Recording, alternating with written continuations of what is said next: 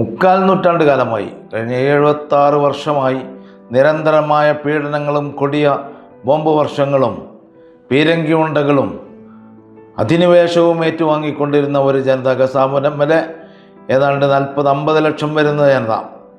ആ ജനതയ്ക്ക് അവരുണ്ടാക്കിയ തുരങ്കങ്ങൾ, ആ തുരങ്കങ്ങൾക്കൊടുവിൽ വെളിച്ചമുണ്ട് എന്ന് പറയുന്നത് പോലെ അവരുടെ കഷ്ടപ്പാടുകൾക്കും അവരുടെ ദുരിതങ്ങൾക്കും ആ നെരിപ്പോടുകൾക്കൊടുവിൽ വെളിച്ചമിതാ വന്നിരിക്കുന്നു.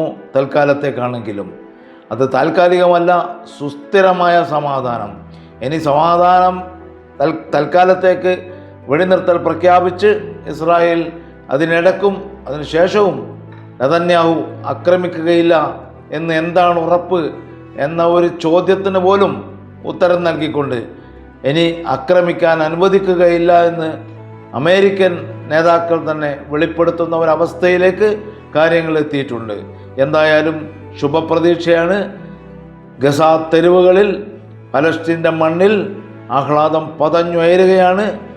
അവിടെ മാത്രമല്ല, ഗസയിൽ മാത്രമല്ല, ഇന്ന് വരെ ഗസക്ക് വേണ്ടി പോരടിച്ചുകൊണ്ടിരുന്ന, ഗസക്ക് വേണ്ടി അത്യുച്ചത്തിൽ മുദ്രാവാക്യം വിളിച്ചിരുന്ന, ഗസക്ക് വേണ്ടി പാട്ടുപാടിക്കൊണ്ടിരുന്ന, ഗസക്ക് വേണ്ടി ഗാനങ്ങൾ ആലപിച്ചുകൊണ്ടിരുന്ന, ഗസക്ക് വേണ്ടി തപ്പുകൊട്ടിക്കൊണ്ടിരുന്ന എല്ലാ മനുഷ്യരും, ലോകത്തുള്ള എല്ലാ മനുഷ്യരും ഒന്നടങ്കം ആഹ്ലാദിക്കുന്ന ഒരു സിറ്റുവേഷൻ വന്നിരിക്കുന്നു, ഒരു സാഹചര്യം വന്നിരിക്കുന്നു. കാരണം സമാധാനമാണ് പുലരുന്നത്. അത് അക്രമമുണ്ടായപ്പോൾ, ബോംബ് വർഷങ്ങളുണ്ടായപ്പോൾ 67,000 മനുഷ്യരെ, അതിൽ 20,000-ഓളം പിഞ്ചുമക്കളെ കൊന്നൊടുക്കിയപ്പോൾ ലോകം സന്തോഷിക്കുകയായിരുന്നില്ല, ലോകം ദുഃഖിക്കുകയായിരുന്നു. പക്ഷേ ഇപ്പോൾ സമാധാനം പുലരുമ്പോൾ, യുദ്ധം പുലർന്നപ്പോഴല്ല, സമാധാനം പുലർന്നപ്പോൾ ലോകം സന്തോഷിക്കുന്നു. ഈ ലോകത്തിൻ്റെ ഈ സന്തോഷവും ലോകം ഇന്നലെ വരെ പ്രകടിപ്പിച്ചുകൊണ്ടിരുന്ന പ്രതിഷേധവുമാണ് യഥാർത്ഥത്തിൽ ട്രംപിനെ, നെതന്യാഹുവിനെ ഭീഷണിപ്പെടുത്തിക്കൊണ്ട് അടങ്ങിയിരിക്കൂ, യുദ്ധം നിർത്തൂ എന്ന് പറയാൻ പ്രേരിപ്പിച്ചിട്ടുള്ളത്. യൂറോപ്പിൽ ഉടനീളം അലയടിച്ചിട്ടുള്ള പ്രതിഷേധത്തിൻ്റെ കൊടുമ്പിരി കൊണ്ടിട്ടുള്ള പ്രതിഷേധത്തിൻ്റെ മുറവിളികളുടെ, മുദ്രാവാക്യങ്ങളുടെ ബഹിർസ്ഫുരണമാണ്, അതിൻ്റെ ശക്തിയാണ്. മാത്രമല്ല ബഹിഷ്കരണം, ബോയ്ക്കോട്ട്, ഇസ്രായേൽ സാധനങ്ങളുടെ, ഇസ്രായേലിനെ അനുകൂലിക്കുന്ന രാജ്യങ്ങളുടെ, ഇസ്രായേലിനെ അനുകൂലിക്കുന്ന സ്ഥാപനങ്ങളുടെ സാധനങ്ങൾ, വസ്തുക്കൾ, ഉൽപ്പന്നങ്ങൾ ബഹിഷ്കരിച്ചുകൊണ്ട് ലോക ജനത മാതൃക കാണിച്ചു. ബഹിഷ്കരണമാണ് സമാധാനപരമായ പ്രതിഷേധം. അങ്ങനെയും അക്രമികളെ, അങ്ങനെയും താന്തോന്നികളെ നിലക്ക് നിർത്താൻ സാധിക്കും. തെമ്മാടി രാഷ്ട്രത്തെ, അഭിനവ ഹിറ്റ്ലർമാരെ നിലക്ക് നിർത്താൻ സാധിക്കും എന്ന് തെളിയിച്ചുകൊണ്ടാണ് ഈ യുദ്ധം ഇവിടെ അവസാനിക്കുന്നത്.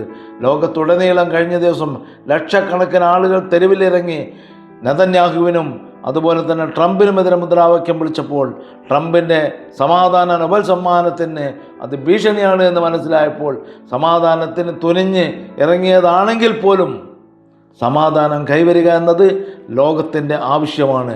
ഫ്ലോട്ടിലെ തടഞ്ഞാൽ പോലും, അതിനൊക്കെ തിരിച്ചയച്ചാൽ പോലും, കടലുകളിൽ അധിനിവേശം നടത്തിയാൽ പോലും ഇത് അവസാനിക്കുകയില്ല, ഇത് തീർക്കാൻ സാധിക്കുകയില്ല. പാലസ്തീൻ ജനതയെ കൊന്നൊടുക്കാൻ കഴിയുകയില്ല, പാലസ്തീൻ ജനതയെ പരാജയപ്പെടുത്താൻ സാധിക്കുകയില്ല.